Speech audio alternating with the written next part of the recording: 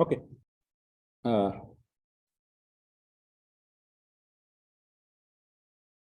Something is wrong. Don't want to go to the board because half the class, more than half the class is not there.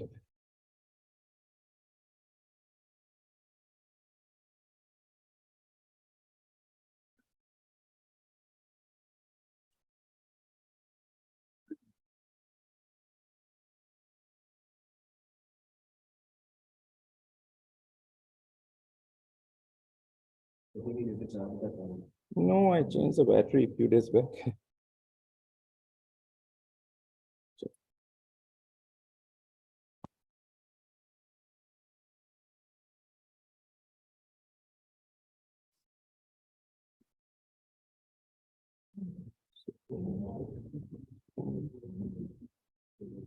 I don't know. It's in the middle of the some problem on the top of the screen. I don't know. So okay, let's do this.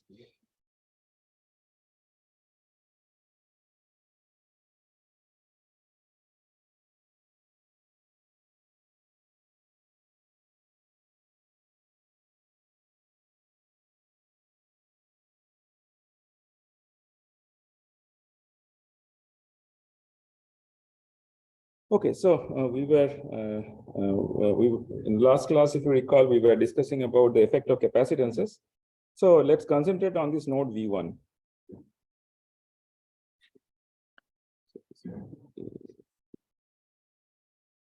So yeah, so what?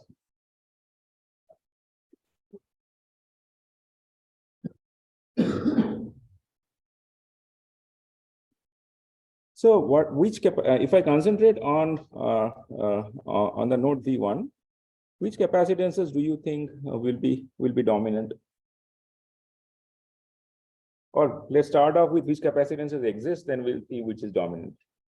So what is the easiest ones to look at? So essentially, you have capacitance between gate to source, gate to drain, drain to body, source to body, right? So at V1, you see that we are connected to the drain of M2. Let's start with the drain of M2. So the parasitic associated with M2, you will have a CDB of M2.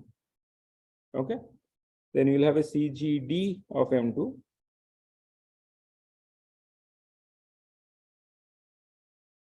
So that's about it as far as capacitances of at V1 corresponding to M2 is concerned. What about M4?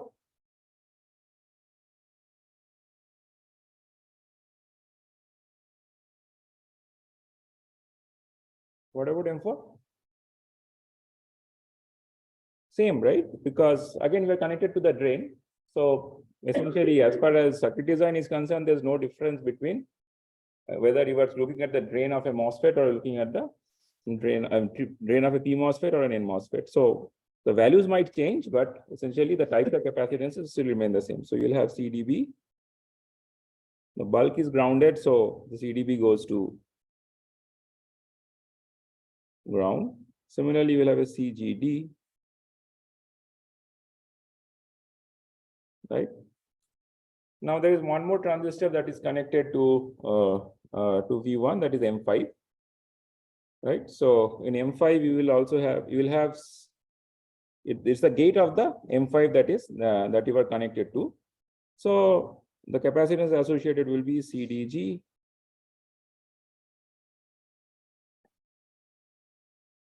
CGD, let's say CGD5 and CGS5. So this looks kind of messy, but you see that most of these capacitances are connected to incremental grounds, right? Since most of these capacitances are connected between V1 and an incremental ground, I can club them up together since they are coming in parallel. So if we do that, what we get? So if I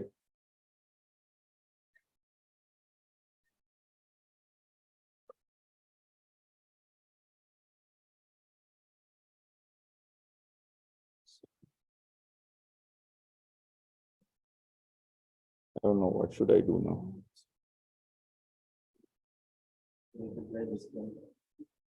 Let me see if it works.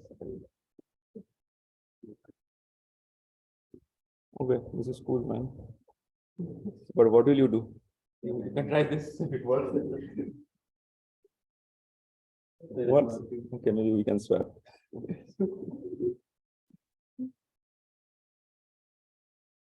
Okay, fine.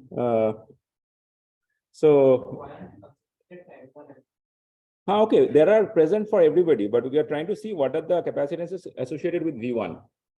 And the reason we want to see the capacitance associated with V1 is because we saw that there are two poles for this network, right? One pole was associated with the capacitances attached to V1. Another pole was due to capacitances attached to the V0, right? The output of M5.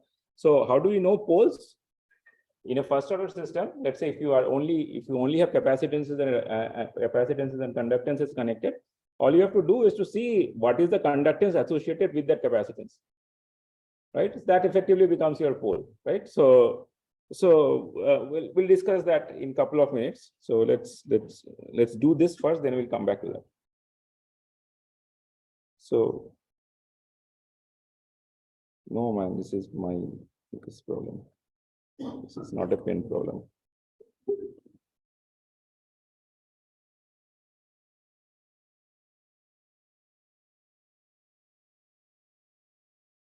Sometimes it works, sometimes it doesn't work. Is there any part of the screen where it works? So I'll limit myself to the lower part of the screen.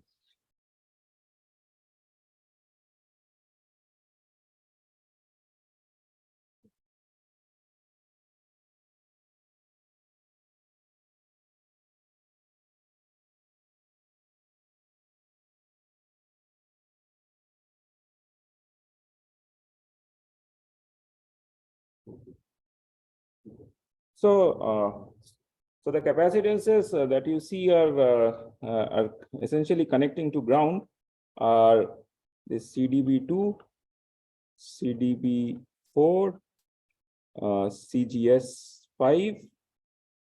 These are the obvious ones, so I can connect them to ground directly. Right. So this is CDB2 plus CDB4 plus CGS5. Now, also we saw that in the discussion that we had before we in the PPT, we saw that this V0 should have been connected to VA for negative feedback, correct? But what happens to VB? VB is a driving input. You would be applying a source there. So as far as a loop gain is concerned, when you are doing the analysis of loop gain, what do you do to the source? Source as in the voltage source that you are applying? You short it, right? So essentially VB is grounded.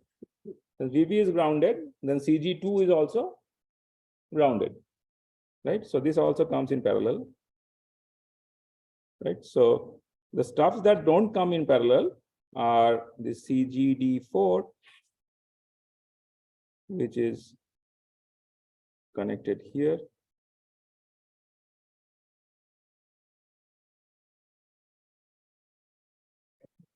And the CGD5.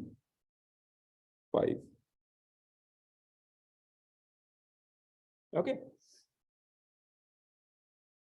So now one more piece of information. So in a MOSFET, right? When you have a MOSFET,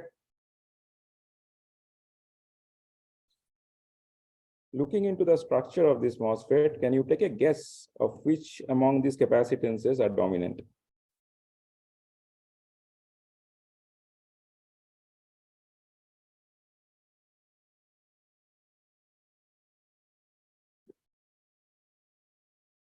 And let's say the MOSFET is in saturation, so that the distribution of the charge in this channel is something like this. So most of the charge is veered towards the source. Let's start with the most obvious ones, that is CGS and CGD.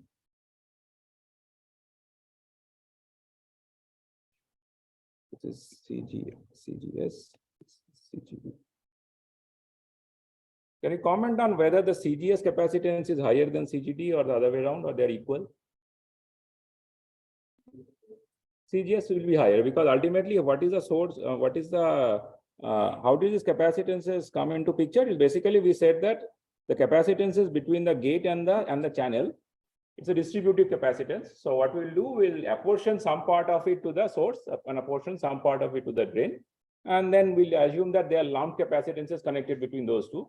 And obviously, it looks like the center of gravity of the charge is more towards the source. So we will apportion, I mean, naturally CGS is higher than CGD.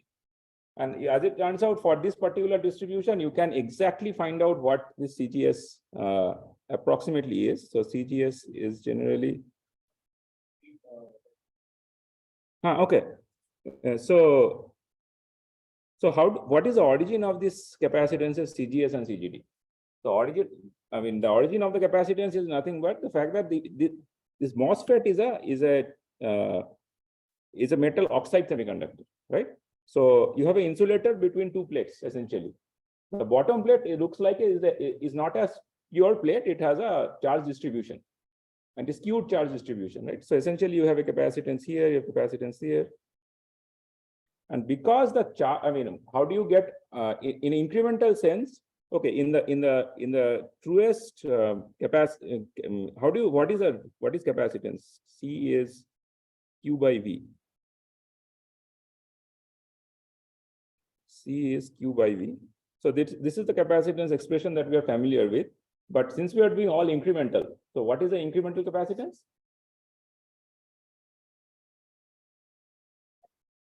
Del Q del V, right? So incrementally, we say that the capacitance is dQ dV or del Q del V. So now how do you? Now the question is this del Q del V is nothing but the fact, it's trying to model the fact that if you change some voltage between the gate and another terminal, the charge in this channel is going to change, right? And how much is the charge going to change? That ratio, right? That ratio of del Q to del V is your capacitance. Now this the charge that will change will essentially be proportional to the distribution that you are seeing in the channel. So essentially what you can think of is since more charge is associated towards the source side than towards the drain side, it is but natural to assume that the capacitances on this half of the channel will be more than the capacitance on that half of the channel. Okay, so that's a very crude way of explaining.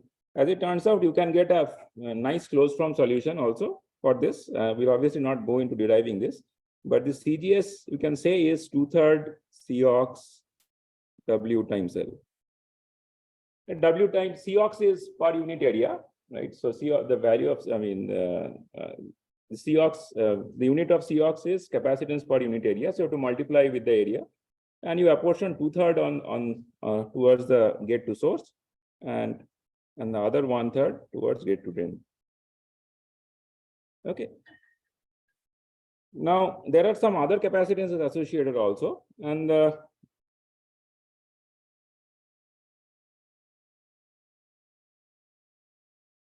actually this is okay. So let's not talk about CGD right now. So this apportioning of CGD is not so straightforward. This is slightly tricky, in the sense that if it's a perfectly, if you have perfect pinch off, then we typically don't apportion CGD capacitance towards the gate and the drain. The reason being, if you don't have any channel, right? If you don't have any channel, then even if you change the gate, you are not supposed to see any channel charge, right? So in long channel devices, right? Again, it's a new terminology, but when I say long channel devices, I mean that there is a perfect pinch off. When you have perfect pinch off, we don't apportion anything, right? So CGD actually goes to 0. You can update that. However, there is an overlap between the drain and the, if I zoom in, so there, by the very construction of the MOSFET, there has to be an overlap between the gate and the N+ region, right? Because ultimately, if you don't have that overlap, what will end up happening is that you might end up having a place in the channel where you neither have N plus nor have channel charge. So essentially it becomes kind of a high impedance area inside the device. So you cannot have these two boundaries to be overlapping because it's not physically possible to overlap two boundaries. So you'll have to either be overshooting or undershooting. So generally what we tend to do is to overshoot and have some overlap between where the edges of the gate and where the boundaries of the N plus regions are there. But even all those pieces of information is unnecessary when you are doing circuit design. The only piece of information that is important is because you have an overlap, you have a capacitance. And that's an overlap capacitance. So you'll have a capacitance here. Similarly, you will have a capacitance this side. So essentially, you will have C overlap on the source side, and on the CGD side, you will only have C overlap of the drain. Okay. So, so naturally, as you see that in this case, 2/3 C of W by L, I mean, even by scale seems to be larger, and that's what ends up happening. So CGS for the MOSFET in saturation region dominates over CGD. Similarly, CGS dominates over most of the other capacitances, right? Because if you might have a capacitance between drain, source to body, drain to body, and so on. But as it turns out, CGS is always the dominant cap. Okay. But CDB and now it depends on the technology. So in most technologies, even though CGS is dominant, CDB you cannot always neglect. So drain to body cap is present. So and since drain to body caps are in most cases drain to ground because body is mostly grounded, so you can as well take that into account during your calculations. Okay. So now, so the question is, what part of it can we neglect and what part of it we cannot? So now, if we, for the time being, if we neglect CGD5, because I mean, ideally you cannot neglect that, but let's assume we neglect that for today's discussion. We'll come back to the requirement of CGD5 later on. So let's neglect CGD5 and assume the dominant capacitance associated with the node V1 is this, right? So we'll club the capacity. Yes. Okay. So it's not actual. So the question that you should, the right question that should ask, that should come into picture is why it's 2/3.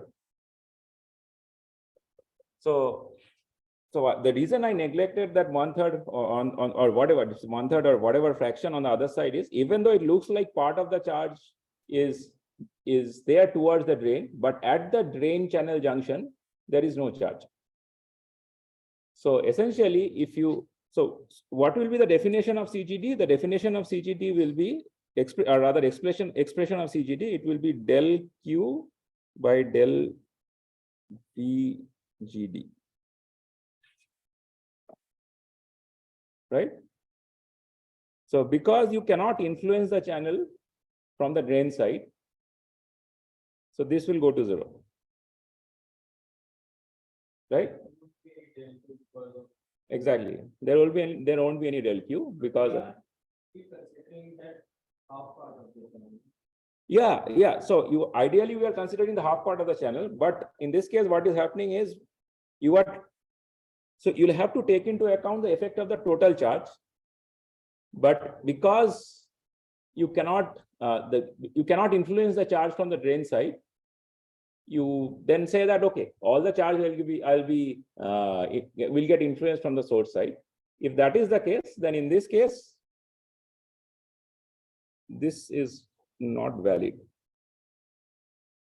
right? In truest sense, it is not valid. So the responsibility of tweaking the channel, influencing the channel charge completely falls on the shoulder of VGS. So now the question is, what portion of this charge, I mean, are we saying that changing VGS affects the charge uniformly through the channel, or whether it affects non-uniformly? It will not, no, it will. So the issue is that the electric field that you will have, right? between drain to source, that also varies. It's not a constant electric field, right? Because it's not a constant electric field, you'll have to essentially then say that what is the basically, how do I club the entire information into one model? So what we tend to do is we tend to say what is the CG of this charge distribution, right? So and then that CG of the charge distribution, because if it's a triangular shape, happens to be a 2/3. So we say that all the charge, let's assume, is 2/3 of what it was, and then come up with an expression. And this surprisingly is quite accurate. Okay. More details will follow in a device course, right? If you do Tech 311, you'll see. Okay, fine. So now, so what we'll do here in this, in the discussion, in whatever time we have left, we'll say that we'll neglect this CGD5 and we'll also neglect this. So all the CGD capacitance we'll neglect, and let's see what happens.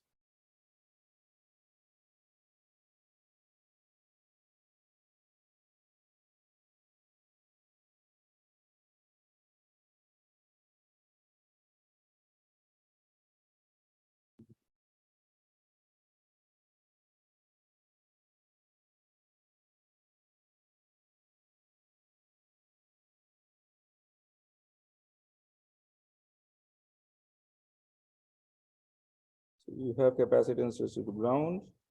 Let's say I call it C1. All the capacitance is clubbed into it. And there will be a capacitance associated with the output also. Let me call this CL or C2. CL. Okay. So now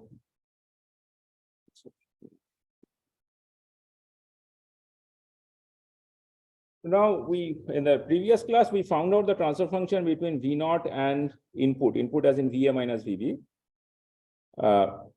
in a brute force method. So we can also find out the transfer function in a by intuitively, right? In the sense that if I look at this network, what can you comment on the order of the network? We already know what the order of the network is, but looking at the network, can you comment any arbitrary network, what will be the order?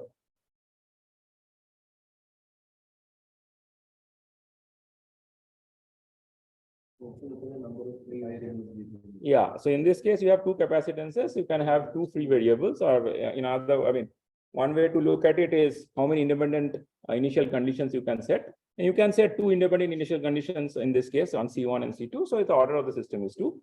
Now, the other question to ask is, these two, this is a second order system, but can we decouple these second order systems as a cascade of two first order systems? When I say decouple, I mean the one part of the system doesn't load the other part of the system. The C1 part. Yeah, right. So we can as well say that we can decouple this part. We can independently analyze this part with respect to the other part, because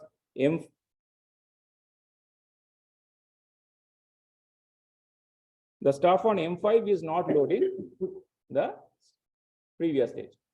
Okay, so if we can decouple, then I can say that this looks like a cascade of two first order systems. Okay, so if it's a cascade of two first order systems, or we initially said that it's a form of a second order system. So a general form of a second order system is, let me call it H of S, or rather in this case, let me call it L of S, because we know this is a loop gain, is of this form, A0 by 1 by S plus P1, where A0 is the DC gain. That is, you set S to 0, whatever gain you get is we call it the DC gain. And then you have two poles associated with this system being second order. So now the question is, how do I associate P1? How do I get P1 and how do I get P2? Okay, so let's assume P1 is associated with the capacitance C1 and P2 is associated with the capacitance C2. So how do you get P1?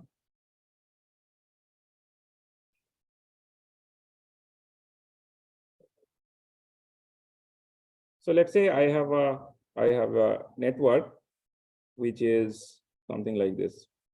A Thevenin equivalent of this network looking in from here is what? Right. So essentially you have to find out the time constant associated with the capacitance C1, and then inverse of the time constant is your pole, right? So what is the time constant incremental sense? In incremental sense, what is the time constant associated with C1? R equivalent. What is R equivalent?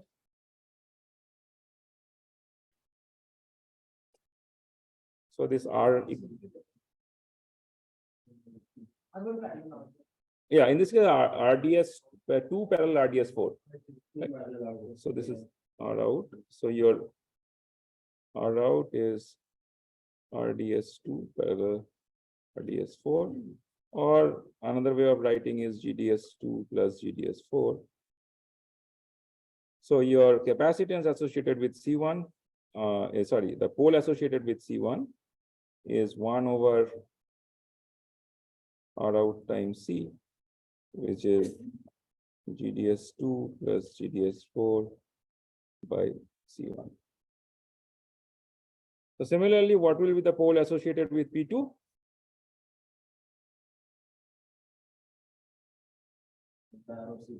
Yeah, right. 1 by R out in this case is,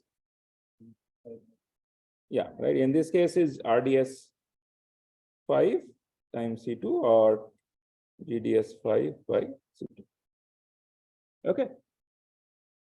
So now if we assume that there is no extra RL connected anywhere, right?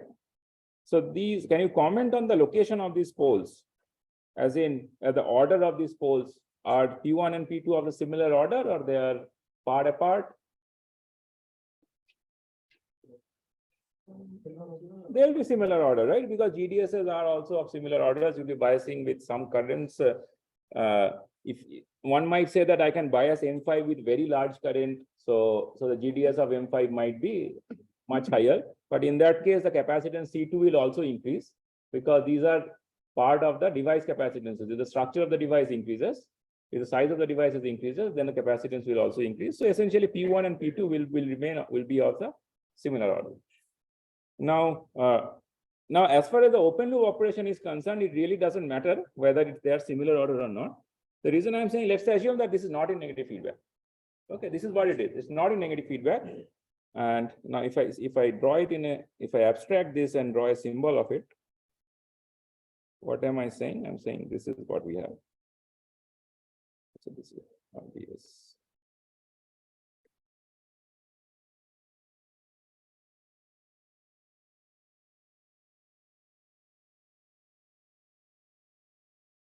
And you have another stage, and this is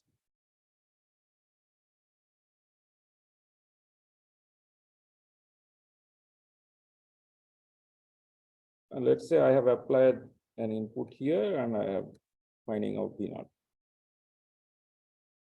And my L of S is K0 by.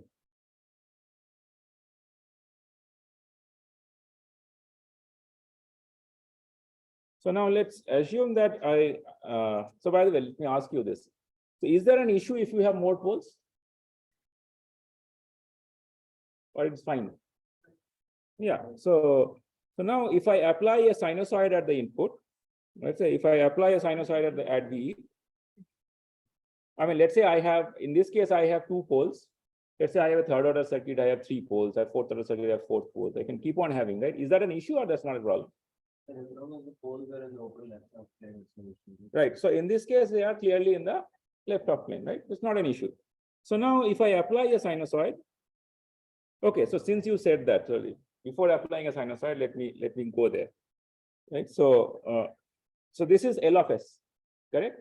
If I close the loop, right? If I close the loop and connect this to this, so what will be my V0 over Vi? It will be some 1 over H times 1 by 1 plus L. Correct? So in this case, 1 over H is 1 unity gain feedback. So if I write this 1 by 1 plus L in this form, right? If I take this L and express it in this form, that is 1 plus 1 over N now.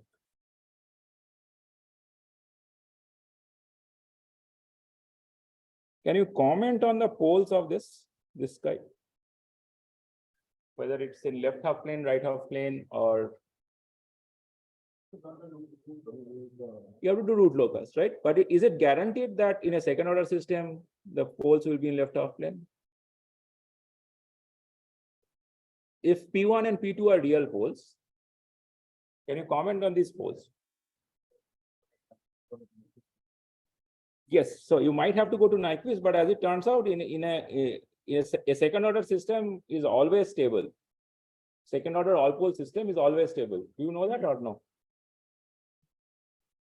Not yet. Okay, so let me not make that statement. So, but as you said that you have to do your Nyquist plot and root locus and then see where the closed loop poles land. So it's not necessary that if L of S is if the poles of L of S is they fall safely in the left half plane, the poles of H of S, like poles of V0 over Vi, will also fall on the left half plane. It's not mandatory, because ultimately, even though you have simply added 1 to 1 plus L, right? You have just simply done 1 plus 1 by L. Even though L by can be perfectly, very peacefully stable, no problem. But there is no guarantee that the roots of 1 plus 1 over L will be falling in the left half plane. That adding the 1 simply can drive your system crazy if you are not particularly careful. Okay, fine. So, so now you know how to analyze this. I'm sure you have done this in 250. So how do you do this? So in a second order system, we have nice closed form solution of zeta, overshoots, undershoots, those things, right? So let's do that quickly. So let's say I have to figure out what is, I express this form as 1 plus, if I expand this, this becomes 1 plus A naught plus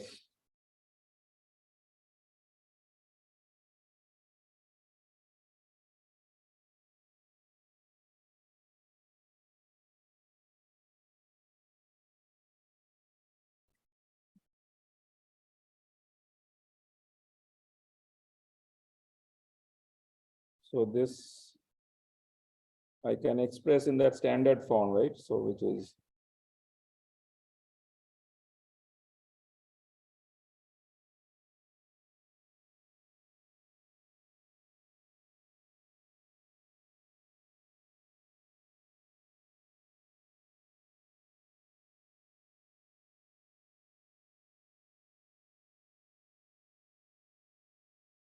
so if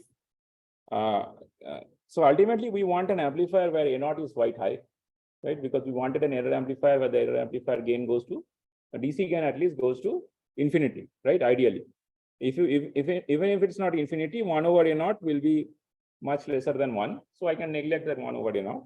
So the denominator essentially goes to S square plus P1 plus P2 times S plus A naught P1 P2. So if I express this in that standard form of 2 zeta omega n S square, what do you get? Your omega n goes to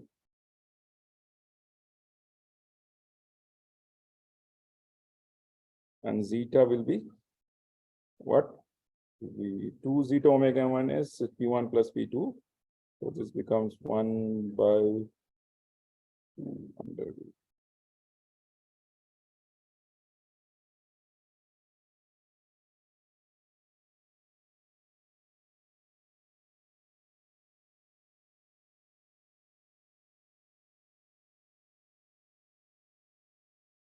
So if P1 and P2 are of the similar order, which we saw, and A naught is very high, can you comment on what is zeta tending to? Zeta is tending to 0, right? So if P1 is and P2 are similar order and A naught tends to infinity, then zeta tends to 0. And what happens if zeta tends to 0? You know what is called underdamped, overdamped. but underdamped, right? So if zeta tends to 0, and if you have this,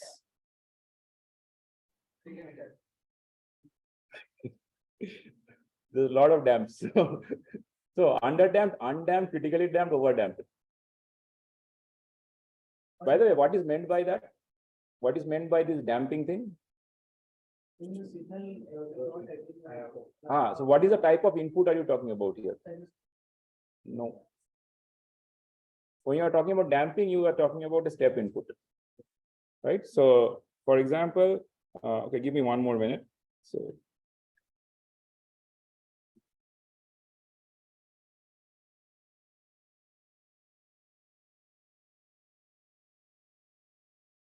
So if Vi is a step input, what do you expect V naught to be? So this is Vi, let's say. What do you expect V naught to be?